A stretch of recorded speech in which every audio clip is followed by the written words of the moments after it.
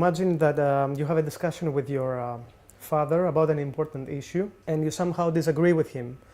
And somehow nervous, you go to the kitchen, you grab your favorite brand of potato chips, where actually there is a 25% extra quantity free of charge. You open the TV, you look at the TV news announcer. All of a sudden you receive a message by a friend of yours who actually convinces you to go with him to the cafeteria nearby to have a coffee with him.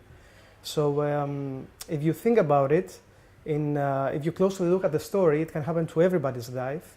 And apart from that, if you closely look at the story, there is not only a person that simply tries to communicate with you, but actually there is someone always trying to make a point, make a stand, persuade you or convince you about something. And this has to do with rhetoric, as it was conceived by its father, Aristotle, over 2,300 years ago. It means that actually rhetoric is the faculty of discovering all the available means of persuasion in any given situation that an interested person or party can use towards another interested person or party. And no matter our role in society nowadays, every moment, every hour, every day, we are using rhetoric. Either we are using it or we are exposed to it. So in a sense, when we are trying to convince someone, we act as rhetoricians, and rhetoric is simply put inescapable.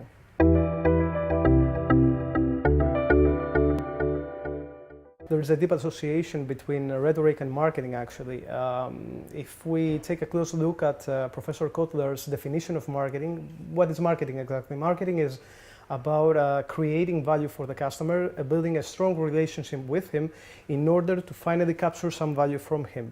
Therefore, if we think about it, rhetoric and persuasion have to do with the effective communication of this value, communicating the value, that is, building the strong relationship with the customer and actually preserving this relationship. And there is where rhetoric actually fits. Another issue is that rhetoric is applied in marketing communications through the use of persuasive devices called rhetorical figures, which are actually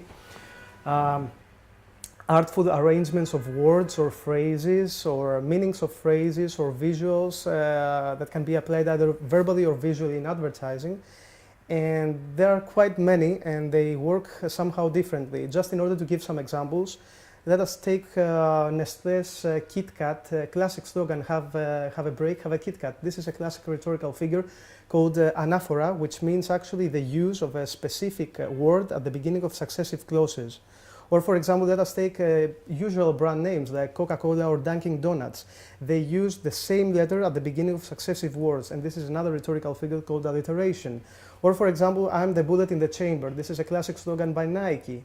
Nike uses that, and it's metaphor. Metaphor, the only difference here is that it is a rhetorical figure, but it's more sophisticated and acts in a more profound way because it plays with the meaning of the word rather than the actual distribution of sounds within the phrase, within the utterance. Now, what are the effects? The effects are that, first of all, consumers think about it more. They try to process things more. They think about them. They try to solve the puzzle in a sense because they come against some kind of trick in the slogan, and they have, and as soon as they solve it, they have better emotions about it, better attitudes towards the advertisement, for example. And the advertised product, and of course, finally, there are far better chances in order for them to remember the message and actually buy the brand as long as it circulates in the market.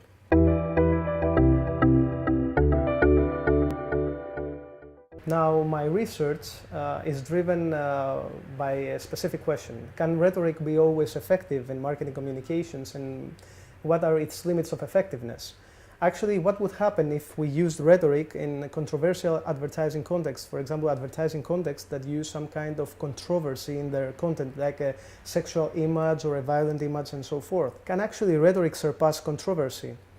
That was the main question. And the research I conducted along with my colleagues, the answer that we gave based upon our research results is that no, it cannot surpass it actually.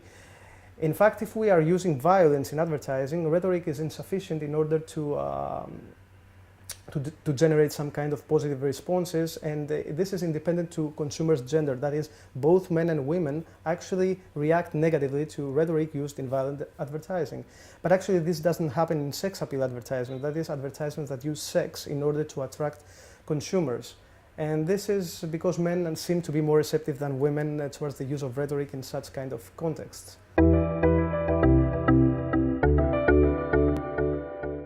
The research we conducted along with my colleagues is interdisciplinary in a sense, since it crosses the boundaries of marketing communications, of sex research and violent media research. And it is important for all interested parties, that is for academicians, practitioners and society at large. For academicians, it is important because it shows actually what are the limits of effectiveness of rhetoric and under which circumstances it should be used. Moreover, it shows what are the public's opinion and response towards the use of controversy in advertising. For practitioners, it is significant because it actually shows them a plethora of appeals that they can use, a plethora of persuasive devices in order to convince the audience about their message. And it actually gives them also an idea about how people react towards the use of controversial topics in advertising. And for society at large, again, it is important because actually the public becomes aware of the persuasive devices that have been used and the marketing techniques that are being used in advertising, and they also learn better possible ways in order to cope with such techniques.